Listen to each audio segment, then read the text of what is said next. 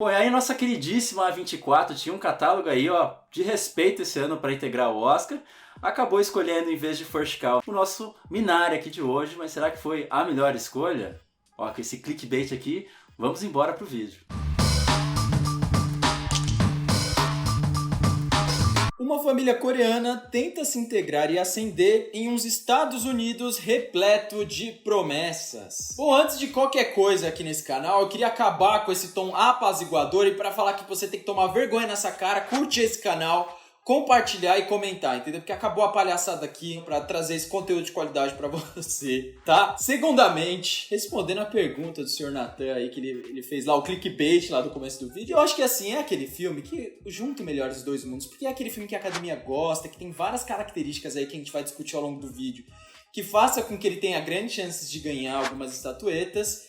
E também, por outro lado, é um filme bom. Não tô dizendo aqui que no Oscar não tenha filme bom, tá? Tem, às vezes, algumas bombas que aparecem. Lembrando que esse vídeo está sendo gravado antes da premiação. A 24 ela nunca vai me escutar, mas eu acho interessante que ela veio fazendo recentemente aí distribuir filmes majoritariamente não falados em língua inglesa, né? Então, no caso, A Despedida de 2019, falado todo em mandarim, esse aqui em coreano, para um público americano. Você vê essa pluralidade aí transposta aí nas telas, acho isso muito bacana. Isso é verdade, viu? É óbvio que existe uma pluralidade, mas o americano, até por estatísticas mesmo, não é um público que gosta muito de assistir filmes de língua estrangeira, né? Isso eu acho que é um dos pontos muito positivos, né? É muito ruim quando você assiste aquele filme norte-americano que ele tá falando sobre estrangeiros, de uma cultura estrangeira, mas ele tá sendo dito em inglês. O nosso querido aí Bong Joon-ho, diretor de Parasita, já tinha cantado a bola disso lá no Globo de Ouro de 2020, então é interessante ver esse movimento. E aí já puxando pro Minari, eu acho que a primeira desconstrução que ele faz é em torno do imigrante. No cinema americano, o imigrante, né, a história desse imigrante para ocupar um espaço nos Estados Unidos, costuma aparecer quando a trajetória é extraordinária. Então, seja com os italianos e irlandeses nos filmes de máfia, seja com as várias levas aí de recém-chegados ao longo dos séculos que se jogaram ao meio oeste nos filmes de faroeste, seja com os mexicanos, árabes ou outros grupos modernos aí em filmes de denúncia social. Eu acho que o que o Minari imagina aqui é uma situação em que o processo de chegada e de adaptação, apesar de difícil, ele é ordinário. Não precisa recorrer ao submundo dos filmes de máfia, não precisa passar por grandes jornadas dos filmes de faroeste, não precisa passar por traumas de uma entrada ilegal ou uma batida policial de filmes de denúncia social. Então, eu acho que é bonito que não são personagens em completa miséria, que precisam se desvirtuar, que tem a hostilização ali dos brancos, tem violência física, pelo contrário, muitas vezes eles até controlam, chefiam certos personagens brancos. Você obviamente tem ali situações de microviolências, como tirando sarro ali da língua, mas o foco aqui está muito mais nos esforços desses personagens em se tornarem bem-sucedidos, em conseguirem viver em comunidade, o que é um aspecto que poderia ser compartilhado por qualquer cidadão americano pobre. E aí eu acho que a escolha do gênero do filme aqui é muito assertiva. A gente está no universo do melodrama, que desde a origem ali no teatro é um gênero que se detém à esfera privada, o que acontece entre quatro paredes, dentro da casa. Um gênero que, apesar de já ser assim, largamente disseminado na Ásia, tem as suas raízes lá na Europa. E assim, a gente costuma normalmente ver protagonizado por brancos. Então, por essa associação, o que o filme tenta nos dizer? Os coreanos aqui, eles são tão cidadãos quanto quaisquer outros personagens brancos que você viu em diversos outros melodramas do cinema. Então, por isso, acaba que, pra mim, o filme ele é muito menos sobre o processo de imigração, até porque eles já estão há um tempo ali nos Estados Unidos, que eles falam da Califórnia e tal, e mais sobre um processo de integração dessa família, que poderia ser a integração de qualquer outra nos Estados Unidos. Bom, a questão étnico-social do filme, ela está lá, ela é relevante, ela é importante, porque é através dela que os personagens ali têm suas motivações, né, para como eles vão lidar com os problemas.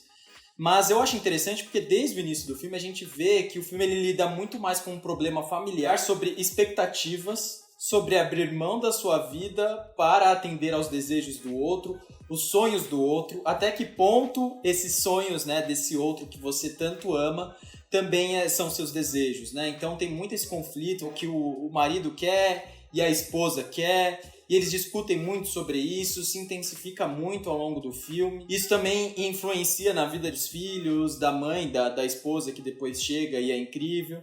Então, assim, eu acho que o que você falou, eu concordo em tom e grau. Eu acho que um filme ele se torna um pouco universal. A língua ela acaba não sendo um impeditivo, né? E quando eu digo universal, porque quando essas pessoas veem talvez uma pessoa que tem um fenótipo tão diferente do dele, que fale uma língua tão diferente do dele, possa ter um problema que também seja muito semelhante ao que ele passa. Mas eu queria puxar isso que você estava falando sobre esses personagens terem que ceder ao sonho do outro, ao jeito de ser do outro, né? Eu tava falando disso, desses personagens quererem ser bem-sucedidos, quererem se integrar em comunidade, mas como é que eles podem fazer isso? E eu acho que o grande mote ali do filme é que você tem visões de mundo ali do pai, do patriarca e da mãe, da matriarca, completamente diferentes de como eles podem alcançar. Então você vê que por um lado você tem esse pai ali que ele tem essa visão mais de se deixar assimilar pela cultura, né? Porque de certa forma se ele apagar as marcas, se ele apagar certos traços culturais, talvez ele seja mais bem aceito pela comunidade. Então ele tem incutido nele essa lógica mais americana, inclusive essa lógica de self-made man, de ele conseguir fazer tudo com as próprias mãos. Enquanto por outro lado você tem essa esposa que ela tá mais apegada à tradição, a essas marcas de identidade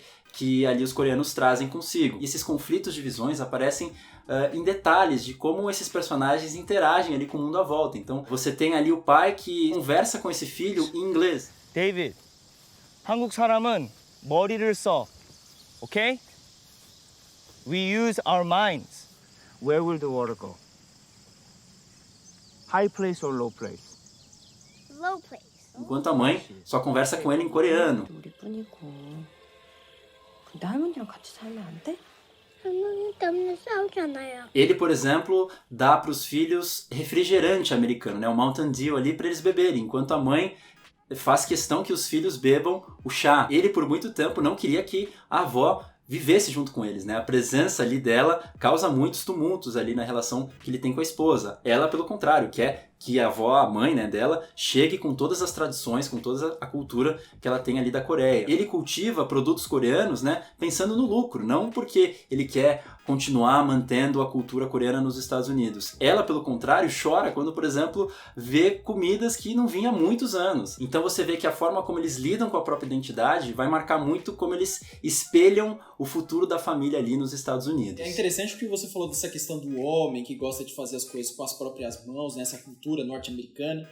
E a gente tem... E esse filme também, ele tem uma aura muito forte aí do sonho americano, né? Daquele American Dream. E dos filmes que a gente fez aqui no canal recentemente, o First Call, que a gente fez a crítica, e o Nomadland também, dá outras perspectivas desse sonho americano, né? Essa daqui também é mais um olhar sobre isso. E uma coisa que me chama a atenção também é a personagem feminina que, enfim, a gente às vezes acaba tendo uma visão extremamente estereotipada sobre a mulher asiática, de submissão a esse homem provedor, esse homem ainda mais que tem esse sonho norte-americano de trazer o dinheiro para casa, de crescer e tudo mais.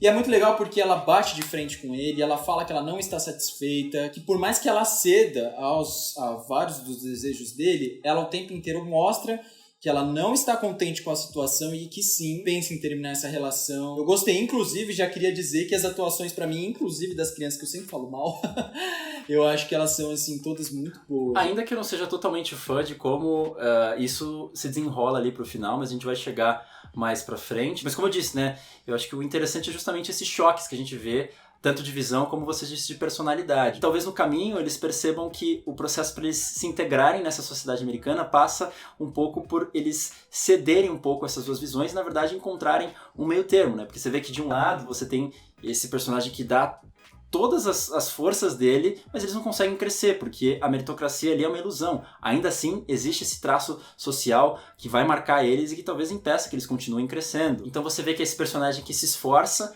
apaga certos traços seus e mesmo assim continua do lado dos perdedores, porque ele tá ali com aquele personagem branco que também é motivo de chacota para outros americanos, né? Ele não foi bem sucedido nesse sonho americano. E por outro lado, você tem essa mãe que tenta manter essas tradições, mas quando chega nos Estados Unidos percebe que não existe uma comunidade forte entre os iguais, entre os coreanos, né? Você vê ali que certos coreanos passam a perna neles, né? Não cumprem com contratos que tinham firmado. Você vê que ela se incomoda de não existir uma igreja coreana nos Estados Unidos. E justamente criaria um senso de comunidade em torno da religião e obviamente também da identidade cultural. Então você vê que aos poucos eles vão cedendo ali de um lado e de outro. Então a mãe ali vai convidar um homem branco para entrar na casa dela ali. E ao mesmo tempo você tem o marido que aceita que a avó que traga toda essa tradição entre na casa. O chá se mantém, mas a avó quer experimentar o refrigerante, quer experimentar essa cultura nova. O marido cede que eles vão à igreja, né, que traz esse lado mais afetivo que a esposa tinha ali quando vivia na Coreia, mas eles chegam em uma igreja de brancos.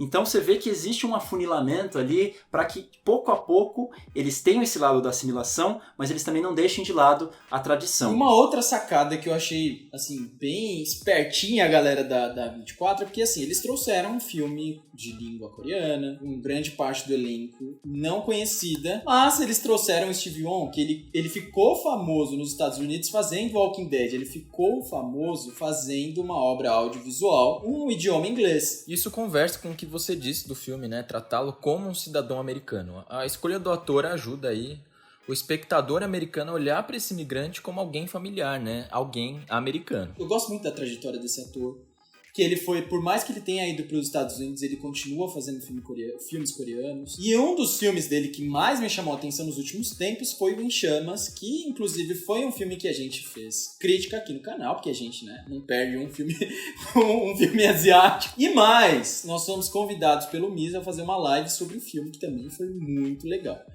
Então, assim, se vocês tiverem interesse, a gente vai deixar aqui no card para vocês assistirem. Não, exatamente, né? Acho que tem um padrão aí já na 24, né? Que ali o Despedida que eu tinha mencionado traz aí a Awkwafina, que é uma artista super celebrada de filmes de comédia nos Estados Unidos, e aí para protagonizar um filme também falado em língua chinesa, é a mandarim. E aí eu queria destacar isso mais uma vez, né? O filme ele passa por esse filtro do melodrama, mas ele não deixa de tratar desse contexto social, dessa ancestralidade, como a gente vê expondo tudo isso aqui durante o vídeo, só que sempre ali na periferia. Isso nunca é trazido de forma frontal no filme. Isso conversa com a ideia que eu tinha dito sobre a integração, essa preocupação em retratar o cotidiano, sem cenas muito agudas, de você ter essa ode ao banal, é justamente para mostrar no processo do filme que, de certa forma, aos trancos e barrancos, a família ali se integrou à sociedade americana. Mas eu acho que eles não seguram esse tom até o final do filme. E aí, já entrando em território de spoilers, vou deixar aqui o tempo indicado, que a gente vai chegar aí em eventos importantes que acontecem mais pro final do filme. Lembra que eu tinha dito ali no começo do vídeo que uma das coisas que eu mais gostava no filme é que ele não tratava de uma história extraordinária?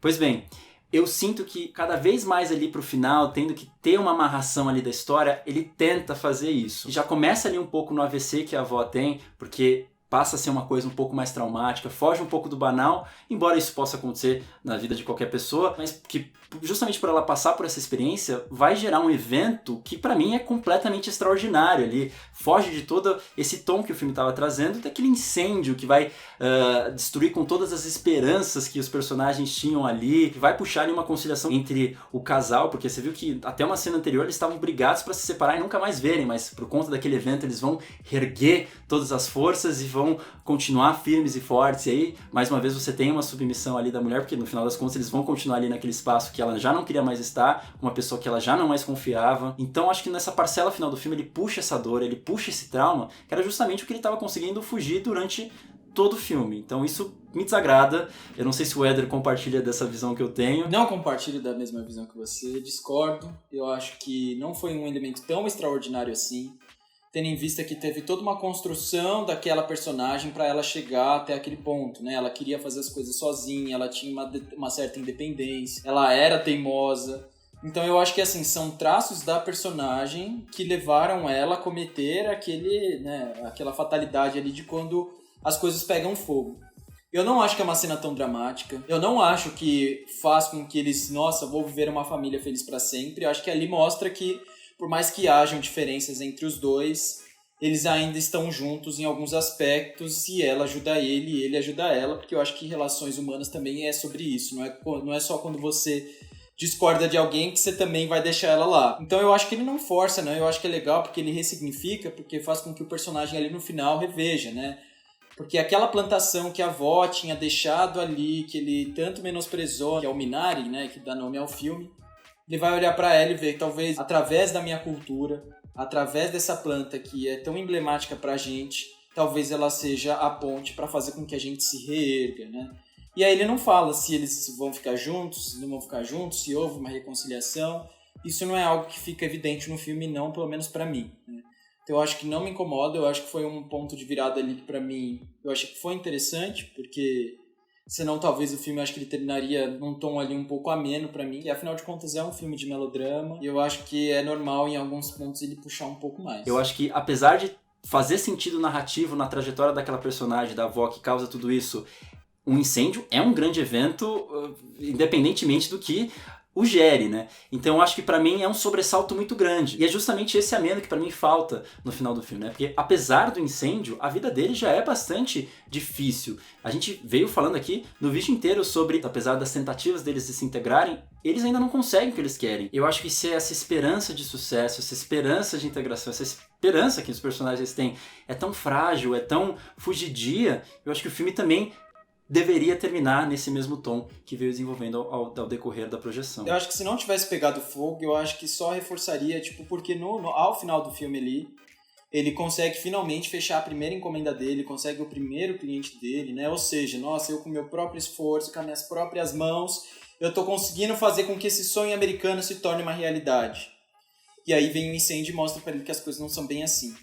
Então, eu acho que é mais interessante que isso aconteça porque, mais uma vez, quebra essa narrativa do sonho americano de que você pode tudo e com as próprias mãos e com muito esforço você pode chegar a algum lugar. Mas você sabe que antes do fogo, né, essa sucessão de eventos ali que também vão sendo muito positivos ali pra família, também pra mim é um evento extraordinário, porque começa a acontecer tantas coisas ao mesmo tempo que vai dando tudo certo, que também pra mim tira um pouco desse tom do banal. Só que aí eles têm aquela conversa ali, né, que fala assim, tá dando tudo certo, mas você renegou a família. Eu acho que se o filme tivesse terminado ali com a moça indo embora, ou com aquela conversa, a gente não sabendo o que ia acontecer, seria também um quebra-gosto ali, muito mais sutil, muito mais ameno, do que um incêndio para externalizar isso tudo. Bom, o que eu penso, não é de forma pejorativa, o que eu vou dizer agora é um filme de Oscar. Determinados vícios como esses, né, de gradação, de coisas que vão dando certo, ou de elementos que sejam um pouco mais melodramáticos, sejam uma característica, um traço de filmes que possam ganhar estatuetas. Então, eu já meio que espero coisas desse tipo, então talvez esse fato externo, faça com que essa sucessão de fatores de como o filme ele se desenvolve não me incomode. Então, a pergunta que não quer calar, Minari ou Nomadland? Minari. E você? Eu ainda tô com Minari, apesar dessas coisas que eu comentei, ainda que eu acho que o Nomadland vai ser o filme que vai ganhar. Não, mas eu acho que se Nomadland ganhar, pra mim, acho que vai ser bom também, porque é um filme que eu gosto também. Bom, como o Éder já vendeu o peixe aí, vocês podem ver o nosso vídeo do Nomadland. Eu gosto do filme também, ainda que eu não ache essa Coca-Cola toda não, mas vocês falam aí, depois que o Oscar ganhar, vocês vêm aqui gongar a gente, tava certo, tava errado. É isso agora, chegou aquela hora da cereja do bolo aqui deste vídeo, desse canal, que é o Vim te recomendar, ou o Natan veio te recomendar. A gente pode talvez pensar em mudar o nome aí do quadro, né? Afinal de contas, ele é a pessoa que, né, que contribui mais para esse momento. A gente já tá aí um tempo para fazer uma vinheta para esse quadro, mas já que a gente aplicou ele antes da vinheta sair, acho que a gente já pode, de fato, fazer esse rebranding aí, né? Mas, enfim, a recomendação que eu tenho hoje é de um site de análises aí que foi recém-lançado de literatura, de música, de filmes aí, enfim. A gente tá falando de filmes, então por isso que ele apareceu aqui na nossa recomendação de hoje, que é o Cultura Cachê. É um projeto que é feito por dois caras, eu conheço o trabalho de um deles, que é o Giovanni Rizzo. Eu adoro os textos que ele escreve, são sempre trazendo ideias muito interessantes. Eu já tive a oportunidade de ler um ali sobre documentário que, está um chuchuzinho. Então procurem aí Cultura Cachê, a gente vai colocar aqui na descrição. Vocês podem ter análise aí para além do cinema, já que a gente só fala de cinema aqui nesse nosso canal. Chuchuzinho, olha só, que é um linguajar aí muito atual. Mentira, eu tenho uma recomendação maravilhosa de uma série inédita da Netflix chamada Emily em Paris. Não, mentira, gente. Essa eu não recomendo, não. Mas é isso. Recomendação maravilhosa do Sr. Natan. E eu espero que vocês tenham gostado desse vídeo. Mais uma vez aí, comentem o que vocês acharam, se vocês gostaram ou não do filme, se vai ganhar o Oscar, se não vai, se é o preferido de vocês. Por favor, sintam-se à vontade de trocar essa ideia com a gente, tá bom? E se inscreve e dá um like também, né? É bom. Eu pedi no começo, mas é bom. Vocês podem se inscrever e dar o like novamente, porque agora chegou aquele momento, né? É isso. Obrigado, falou, até mais.